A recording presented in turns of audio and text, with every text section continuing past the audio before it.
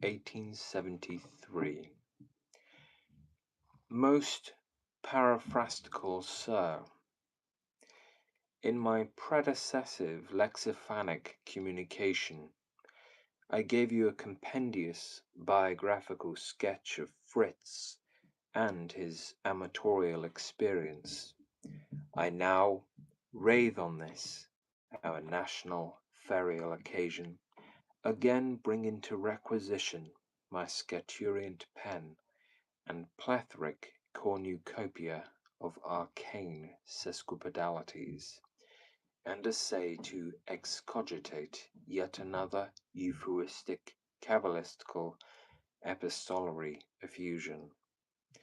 But, being at present otherwise somewhat pragmatically engaged, I shall be necessarily more laconic. On a certain dominical day recently, I repaired to a locality where audition was to be given to a certain ecclesiastic. The conflux was ample. The precentor or accenter of the choristers inchoated the initial sonata with too much altitude of intonation, which produced considerable raucity in his guttural orifice before its termination, especially during the antiphony.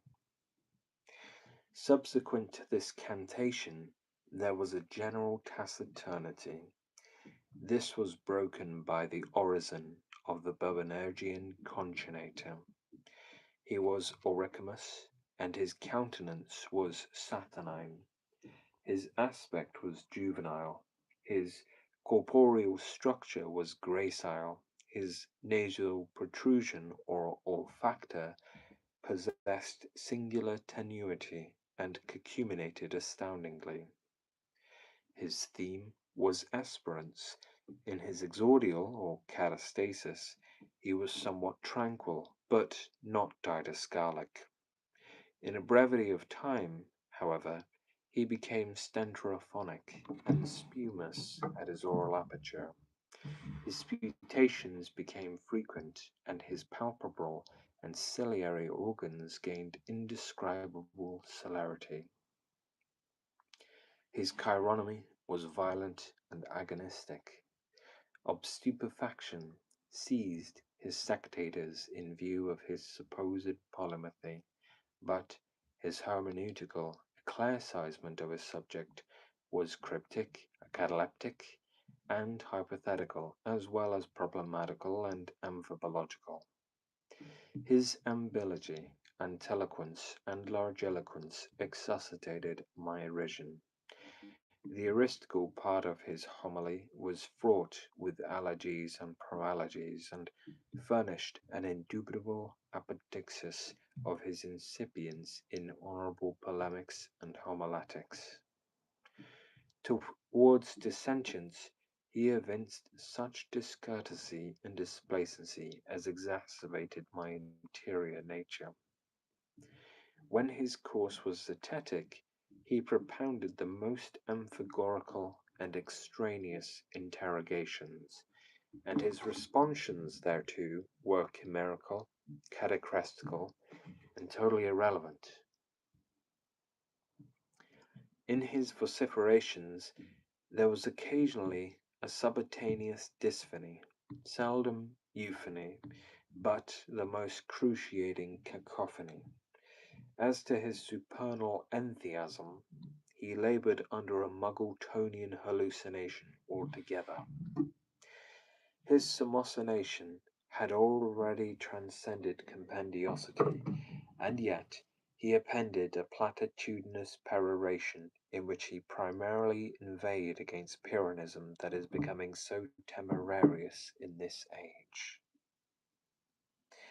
And after frowning it down by the torvity of his visage, he entered upon an inconsonous and very Aristarchian allocution to his sectators, in which he exprobated their attrition and their want of contrition and genuflection in their obtestations, and trenchantly in very comminatory terms, vituperated their stolid eloquence at aphorism and their mutual objections, and by protracted tautophonies insisted on an auxesis of their foi, and an expurgation of their nefarious peculiarities and nefandous abominations by indefinite invocation. He depainted their multiform tentations, and gave them a callid hortation to the exercitation of esperance during the allotment of their sublunary vitality. They vaticinated that then, in their addition to the supernal world, they should be inenarrably felicitous. In his finale, he insisted on a collatitious operation throughout the assemblage for redemption of Theomachists and the ethnics to the fruition of ethical and theological cognizance. And after the education of pelf from our numerary receptacles, he prepared us in a benedictory orison for regression to our domiciliary tenements.